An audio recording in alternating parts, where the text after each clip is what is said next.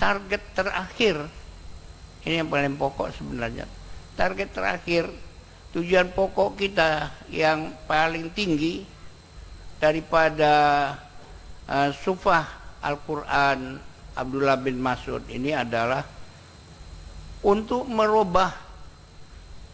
mencoba merubah peradaban manusia yang sekarang ya katakanlah dapat kita lihat carut marutnya, ya kan, masalah ekonomi krisis di mana-mana, masalah politik di mana-mana ada perang, ya kan, pembunuhan dan sebagainya, dan juga sosial budaya, ya kan, secara moral dan sebagainya.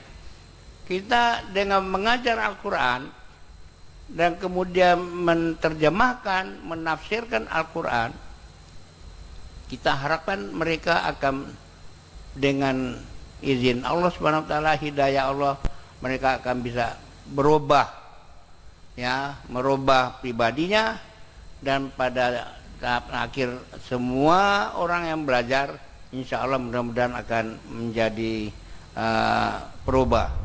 Bismillahirrahmanirrahim.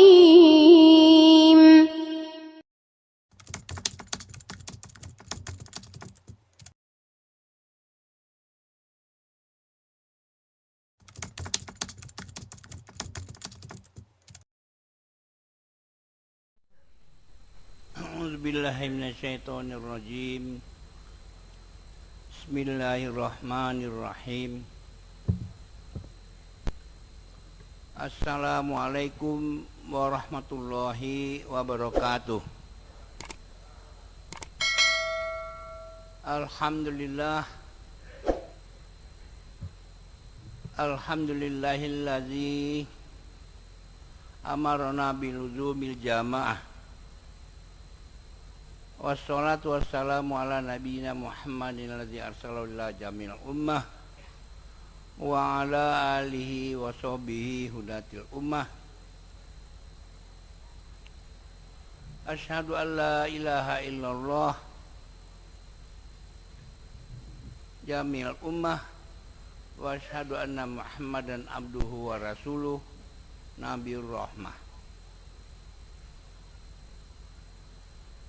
Masya Allahu kan wa ma lam yasha lam yakun wala haula wala quwata illa billah. Ini pidatonya ketinggalan Pak Bejo yang alhamdulillah, tadinya mau di pakai online saja dengan Pak Bejo ya, tapi rupanya sekarang mesti langsung nih. Nah, tadinya mau online saja melalui internet, ya kan. Nah, yang kami muliakan Pak Bejo, staf ahli dari Menteri Kehutanan. Menteri Kehutanan Pak sudah kesini menanam pohon yang 1 miliar. Karena waktu itu acara beliau sangat banyak sekali, maka hanya singgah saja, tetapi dengan satu janji bahwa beliau akan kembali ke sini untuk waktu yang lama. Tapi Allah berkehendak lain. Sampai kemarin sore protokol dari Kementerian Kehutanan sampai maghrib masih mengatur-ngatur semua masalah protokoler di sini, meyakinkan kita semua bahwa Pak Zul akan hadir, Menteri Kehutanan akan hadir. Namun Allah berkehendak lain. Jam habis maghrib beliau ditelepon, dipanggil oleh Presiden pagi ini, sehingga beliau minta maaf kepada kita semua karena beliau berhalangan dipanggil oleh Bapak Presiden. Namun alhamdulillah Pak Bejo, Dr. Bejo, beliau adalah staf ahli, dan di samping staf ahli beliau adalah Ketua Yayasan Sekolah Tinggi Perbankan Syariah. Alhamdulillah kami tadi bicara-bicara cukup intens, dan insya Allah kita akan melanjutkan kerjasama dengan Bapak Dr. Bejo, insya Allah.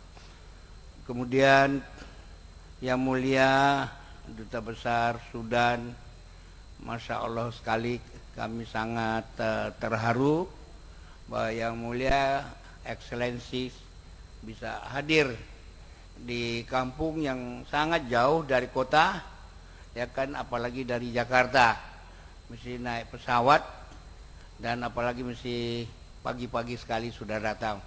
Begitu juga Saudara Nil, alhamdulillah ini tidak asing lagi, kami hampir setiap waktu ketemu dengan beliau dan Duta Besar Mahdawi.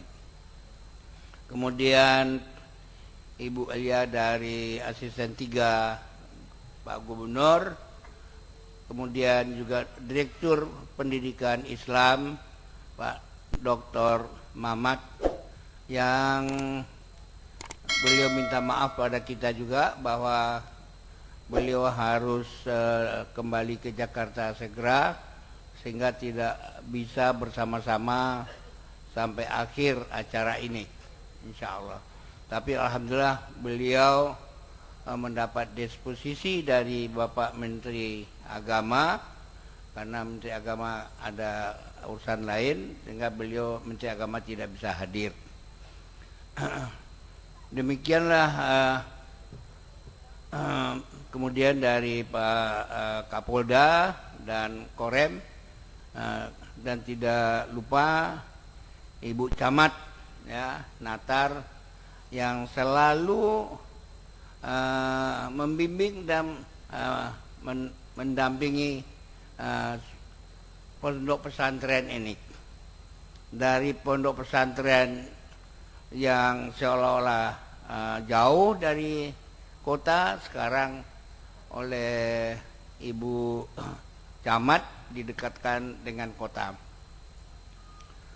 Bapak-bapak, ibu-ibu, dan saudara-saudara kaum muslimin dan muslimat, adapun ide dasar daripada Sufah Al-Quran Abdullah bin Mas'ud online ini, pertama adalah kami setelah bekerja sama dengan beberapa sumber pengajar Al-Quran, baik dari beberapa negara, dari Sudan, dari Gaza, ya, alhamdulillah. Maka di mana di Gaza itu yang kami dapat dari Dr. Abdurrahman Jamal, satu hari bisa menghafal 5-10 halaman, yang di kita di Indonesia akan sangat sulit sekali. Nah, kemudian dalam tempo 3 bulan, 3 bulan berarti 90 hari, kali 10 itu sudah cukup untuk hampir 30 juz. Nah, berdasarkan ini, dan itu hanya bisa ditampung paling 100 orang. Padahal saudara, kaum muslimin saja di seluruh dunia sekarang itu jumlahnya menurut catatan dari PBB tidak kurang dari 1,6 miliar. Mungkin sudah terus naik. Kaum muslimin yang paling cepat naiknya, insya Allah, sesuai dengan doa Rasulullah SAW. Nah, dari 1,6 miliar, ratusan juta tidak punya peluang, tidak punya kesempatan untuk belajar Al-Quran, belajar membaca, belajar menafsirkan, belajar dan kemudian mengamalkan. Inilah yang menjadi titik tolak daripada ide dasar nih. Ratusan juta muslimin ingin belajar di Cina umpamanya. Kami sudah mengutus beberapa ikhwan ke Cina. Di sana sangat sulit dia mengaku nama Islam, tetapi belum bisa sholat, belum bisa mengaji, karena kesempatannya sangat sulit, dipersulit juga secara politis, ya kan. Nah, dan begitu juga di daratan Eropa dan Amerika itu sangat sulit sekali untuk dapat belajar Al-Quran. Berdasarkan fakta-fakta ini, bapak-bapak dan ibu-ibu sekalian, kami mulai berbincang-bincang dengan beberapa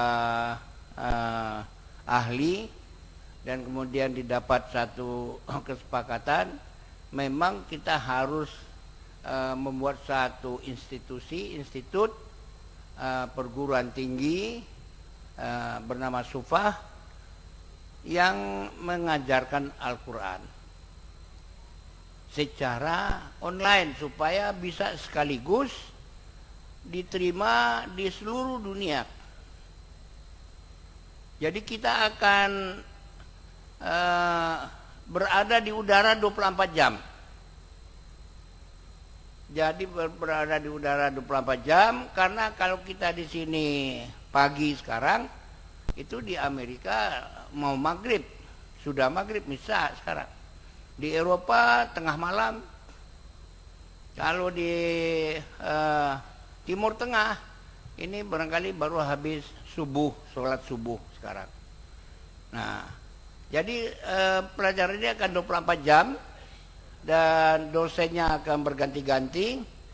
Dosennya terdiri dari ahli-ahli di bidangnya. Itu Al-Quran, tafsir, ilmu hadis dan sebagainya. Itu terdiri dari pengajar-pengajar dari Indonesia sendiri, ya, antara tadi adalah Ustaz Yaksalom Mansur dan beberapa ahli lainnya, ya kan. Nanti pelajaran bahasa Arabnya adalah oleh saudara Rois Abdullah yang ada di tengah itu. Beliau adalah kandidat doktor dari Universitas Afrika di Khartoum. Nah, jadi ini ada beberapa orang pengajarnya, dosennya dari Indonesia. Tapi sebagian besar yang lain, bapak-bapak dan ibu-ibu sekalian, itu terdiri dari ahli-ahli di luar negeri, di Timur Tengah terutama, ahli hadis, ahli tafsir dan sebagainya, dan secara online. Yang sesudah ini nanti upacara resmi itu akan kita mulai kuliah pertama dengan Dr. Abdurrahman Jamal dari Gaza. Beliau adalah rektor atau pimpinan dari sekolah tinggi Al-Quran was Sunnah di Gaza. Beliau tidak bisa ke sini karena memang secara teknis, politis itu tidak memungkinkan. Oleh karena itu memang kita akan mengadakan pelajaran-pelajaran online. Sudah dicoba beberapa hari yang lalu dan itu berarti lancar. Dan ini akan terus, beberapa guru besar itu akan mengajar secara online. Jadi ada kelihatan kedengaran suaranya, ya, video, dan kemudian gambarnya secara visual. Dan tadi sudah disampaikan oleh Ustaz Yaksalom Mansur, semuanya ini tidak mungkin secara zahir, tidak mungkin sama sekali kami adakan pondok pesantren yang jauh dari kota ini tanpa bantuan dari Bapak Insinyur Mukhlis sebagai General Manager PT Telkom. Mudah-mudahan Allah memberikan pahala yang berlipat ganda bagi beliau di dunia dan akhirat.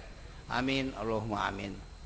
Nah, jadi saudara, kita akan mengadakan pembelajaran mulai hari ini terus menerus siang malam. Kemudian ini ada juga beberapa cara pembelajaran.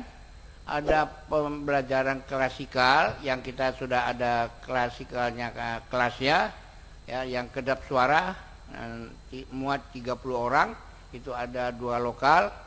Kemudian kalau dosennya mau mengajar secara online saja ada juga studio kita. Dan kemudian kecuali itu klasikal, itu juga kita memberikan pelajaran secara online itu tadi. Jadi 2 metode ini kita pakai dua-duanya.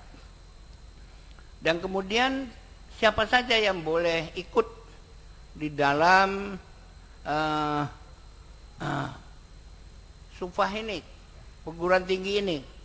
Dua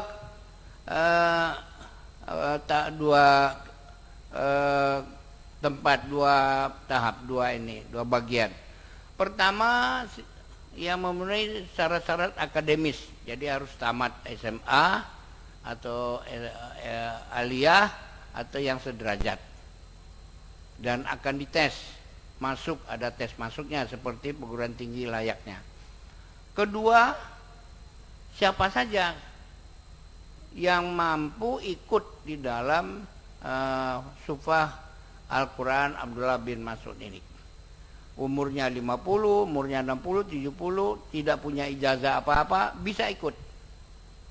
Tapi yang kedua ini tidak akan mendapat ijazah S1, S2, S3, kecuali kalau sudah memenuhi persyaratan akademik. Mungkin kalau kita di sini di Indonesia punya paket C umpamanya, sudah selesai paket C, masuk, nanti dia bisa menebus ijazahnya S1, S2 dan seterusnya. Jadi artinya ini memang terbuka, mulai dari yang bisa belajar mulai 7 tahun sampai umur 70 tahun, nah, itu bisa saja, tidak ada masalah. Inilah rencana pokok ya, dan yang akan kita kerjakan ke depan. Nah, saudara-saudara, target terakhir ini yang paling pokok sebenarnya. Target terakhir, tujuan pokok kita yang paling tinggi daripada SUFAH Al-Quran Abdullah bin Mas'ud ini adalah untuk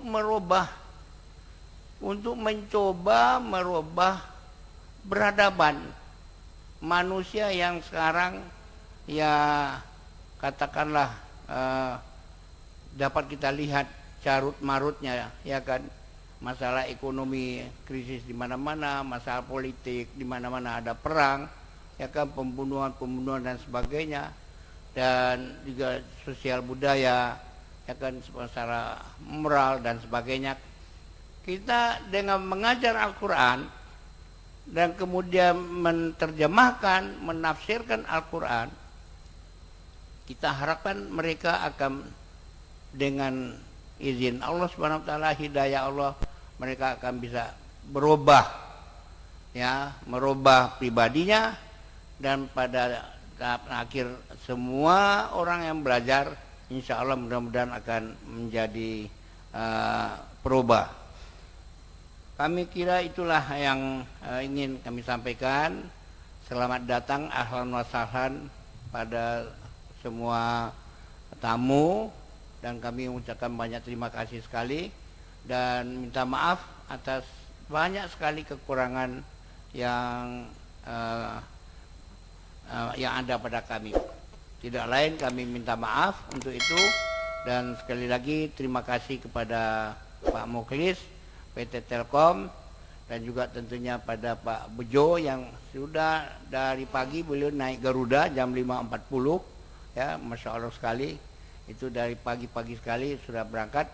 Alhamdulillah juga kepada Dr. Mamat dari Kementerian Agama yang dengan susah payah meluangkan waktu sehingga bisa ke sini. Alhamdulillahirabbil alamin. Wassalamualaikum warahmatullahi wabarakatuh.